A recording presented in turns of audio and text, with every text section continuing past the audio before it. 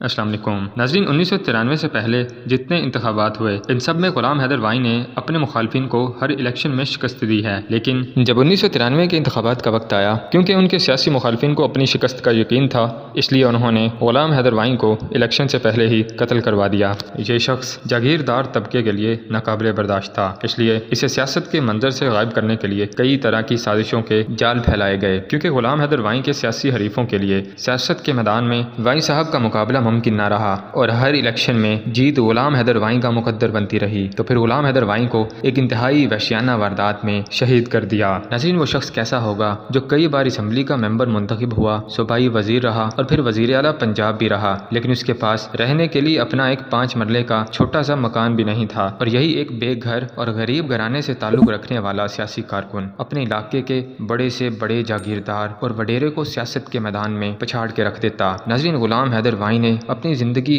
کس سوچ، کس نظریے کے ساتھ گزاری ہے، اس بات کا اندازہ آپ اس واقعے سے لگائیے۔ جب 1988 میں جنرل ضیاء الحق نے بلا جواز اسمبلیوں کو توڑ دیا تو اس وقت مسلم لیگ کی حکومت تھی۔ غلام حیدر وانی کہتے ہیں کہ میرے دل کو جنرل ضیاء کا یہ اقدام انتہائی ناگوار محسوس ہوا۔ مسلم لیگ کی آئینی حکومت توڑ کر پنجاب کی نگران وزارت اعلیٰ نواز شریف کو پیش کر دی گئی۔ نواز شریف اپنی کابینہ میں وانی صاحب کو وزیر لینا چاہتے تھے، لیکن انہوں نے وزارت لینے سے انکار کر دیا۔ وہ کہتے ہیں کہ میرے دل میں جنرل ضیاء کے غیر جمہوری اقدام کے خلاف نفرت موجود ہے، تو پھر میں منافقت کا مظاہرہ کرتے ہوئے وزارت نہیں لے سکتا۔ ناظرین، آپ اندازہ لگائیے کہ لوگ تو وزارت کے حصول کے لیے بھیک مانگنے سے بھی گریز نہیں کرتے، لیکن وانی صاحب یہ سفارش کروانے کے لیے مجید نظامی کے ہاں پہنچ گئے کہ وہ جا کے نواز شریف کو کہہ دیں کہ وانی کو وزارت لینے پر مجبور نہ کریں۔ ناظرین، اس واحد شخص کی سیاست میں درویشی اور بے نیازی کا اس سے بڑا ثبوت اور کیا ہو سکتا ہے۔ یہی مجید نظامی غلام حیدر وانی کے بارے میں کہتے ہیں کہ میرے دل میں ان کے لیے بہت زیادہ محبت ہے۔ اس کی وجہ یہ تھی کہ انہوں نے وزارت اعلیٰ پر فائز ہونے کے باوجود اپنی درویشانہ روش کو ترک نہیں کیا، اور ان میں شرافت و انسانیت کا جوہر وزیر اعلیٰ بننے کے بعد بھی ویسے ہی زندہ رہا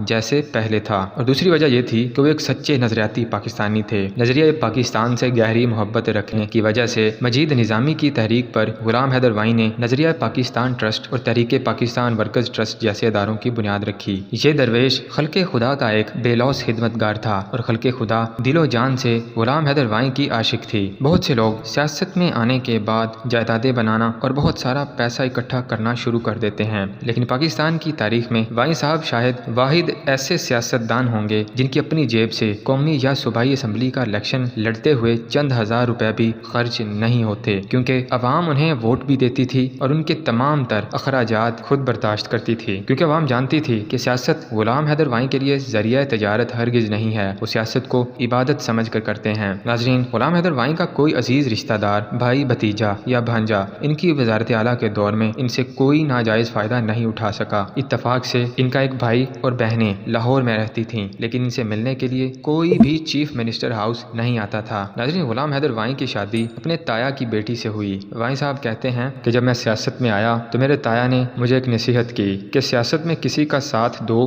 یا مخالفت کرو، لیکن منافقت کا راستہ کبھی اختیار نہ کرنا، اور اگر منافقت سے پاک سیاست تمہارے بس میں نہ ہو تو پھر سیاست چھوڑ دو۔ ناظرین، شاید یہی وہ نصیحت تھی جو ان کے سیاسی مخالفین کو بہت حسد اور تکلیف میں رکھتی، اور شاید اسی نصیحت کا پاس رکھتے ہوئے انہوں نے اپنی جان دے دی۔ ناظرین، اگر وہ بھی منافقت کا راستہ اختیار کر لیتے، بے ایمانی کرتے، دوسروں کی طرح عوام کی خدمت کرنے کی بجائے پیسہ اکٹھا کر کے صرف اپنی جائیدادیں بنانے میں لگے رہتے اور سب کی ہاں میں ہاں ملاتے رہتے، تو شاید انہیں اتنی بے دردی سے قتل نہ کیا جاتا، لیکن ان کے دل میں اللہ کا ڈر اور خوف تھا۔ ناظرین، ان کے سیاست کے طریقوں کو صدیوں تک یاد رکھا جائے گا۔ سیاست میں آنے کے بعد ان کے کسی نہ کسی اقدام کی وجہ سے اللہ تعالیٰ ان کی مغفرت ضرور فرمائے گا۔ لیکن اگر آپ کو یہ ویڈیو اچھی لگی ہے تو ویڈیو کو لائک کر دیں، کمنٹ سیکشن میں مجھے کمنٹ کر کے ضرور بتائیں، اور اس طرح کی مزید اچھی ویڈیوز کے لیے نئے آنے والے ویورز چینل کو سبسکرائب کر لیں تاکہ آنے والی ہر نئی ویڈیو آپ تک پہنچ سکے۔